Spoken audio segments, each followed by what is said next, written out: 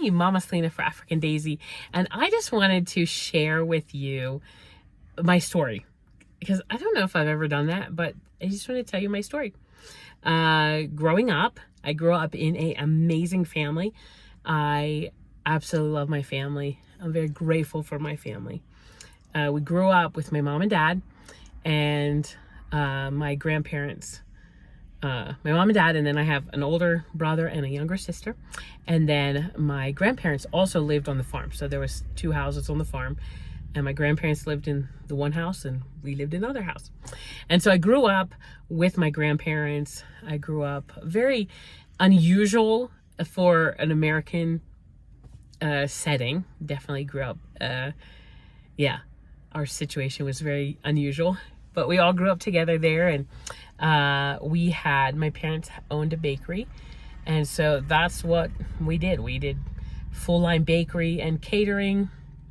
My mom did wedding cakes and all the things.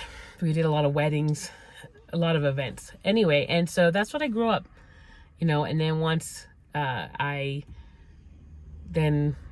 other odd jobs, I did so many jobs, so many different types of jobs.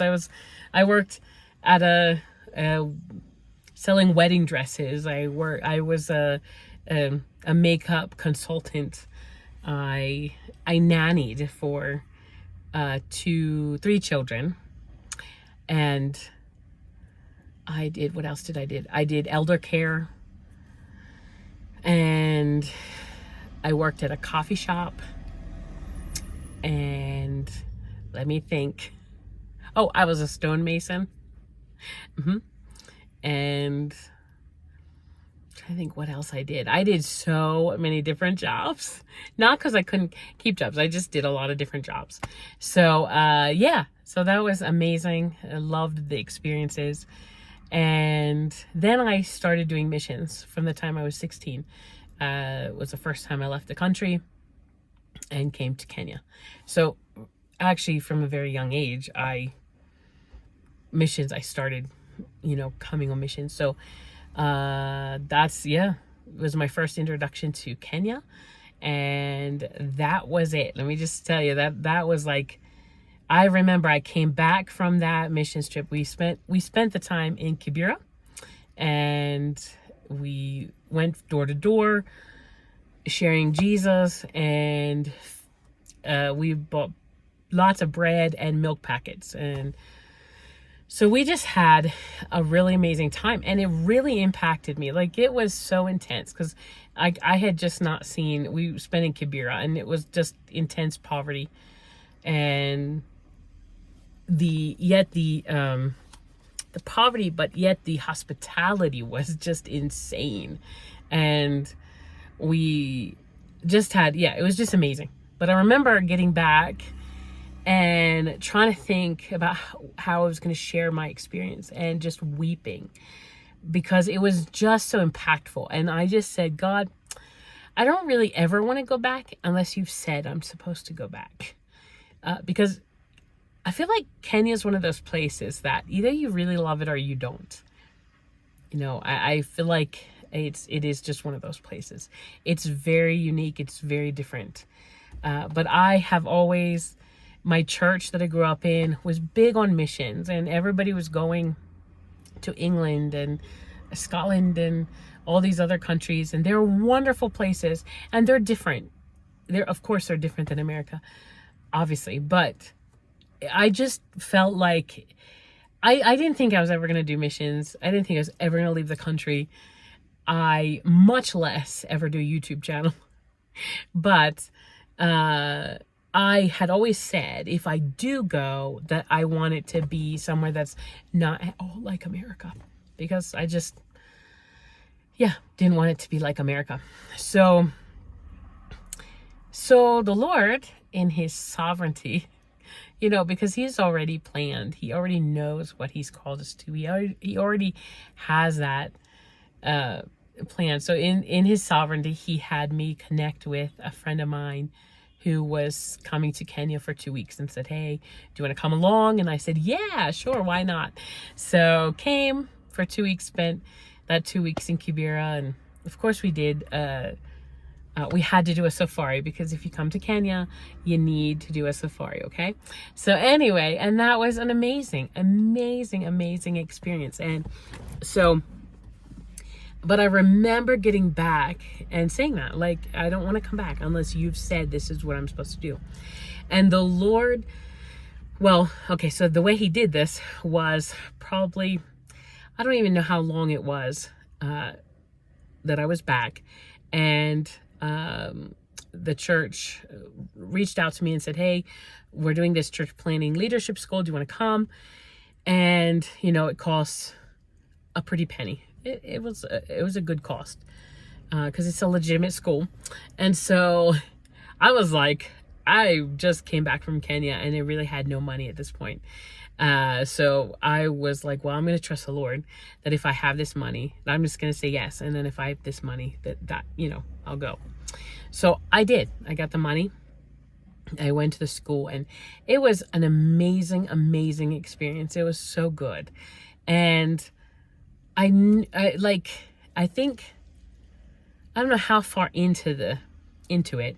My mom knew, my family knew, my mom and dad knew, everyone knew that I was wrecked for Kenya. I mean, I wanted to go back.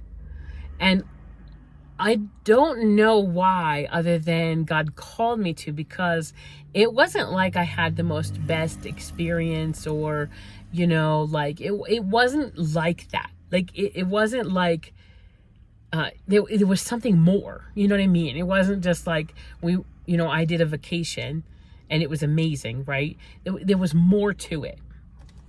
And so then at 18, because I turned 19, I actually turned 19 in Kenya, I went back again just to, I guess, test the waters and get an idea, like, okay. But anyway, before that, okay, so at one of the speakers that was at this school, I'd never met them, they never met me. After it was over, said, hey, I need you to come up. He asked me to come up front, and they had a word for me. And basically they answered everything that I had asked the Lord about. They just, all the things. So I knew it wasn't going to be immediate, but I was like, I'm kind of the kind of person that is like, okay, let's go. It's just like tomorrow. I could go tomorrow. But anyway, so at 18, I packed my bags and came back to Kenya. And I was staying in Nairobi at the time, and using public transportation and all that stuff anyway. And so I had, it was not all easy for sure. I had some really good experiences and some not so good experiences, as you can imagine. But I just knew. I was like, I don't really know how this is all gonna play itself out. So, I'm trying to fast forward, because it's getting long already. So fast forward, I start traveling back and forth. So like, I start coming.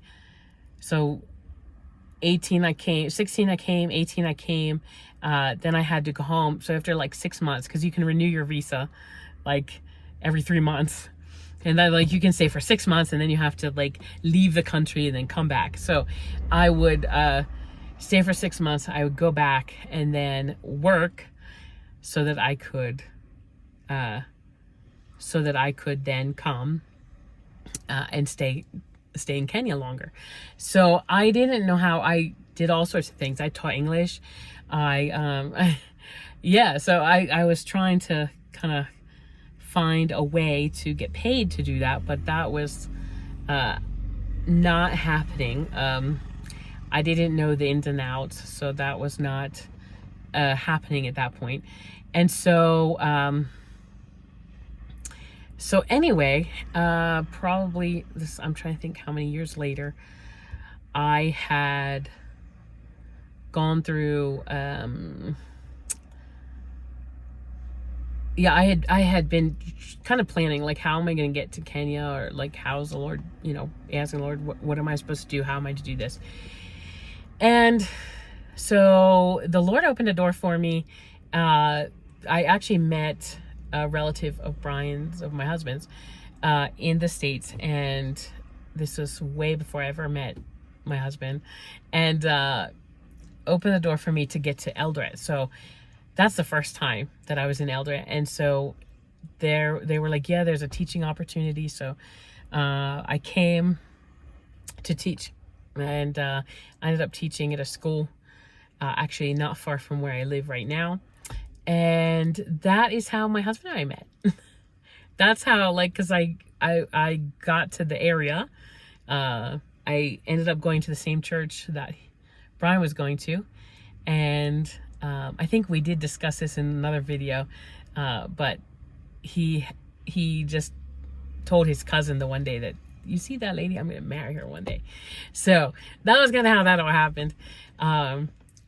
And so anyway, I am going to continue the rest of this in another video, but I just wanted to give you a little glimpse of my growing up and kind of how I got from there to here. Someone did ask me, like, had my parents been missionaries? And no, not out of the country. They were not missionaries. But I did grow up in a family where we hosted so many people in our home. All my entire life growing up, we hosted people. And we would also get a lot of United Nations guests that would stay in our homes.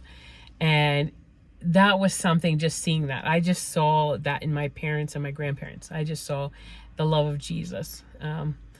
Yeah, in everybody. We just loved everybody. So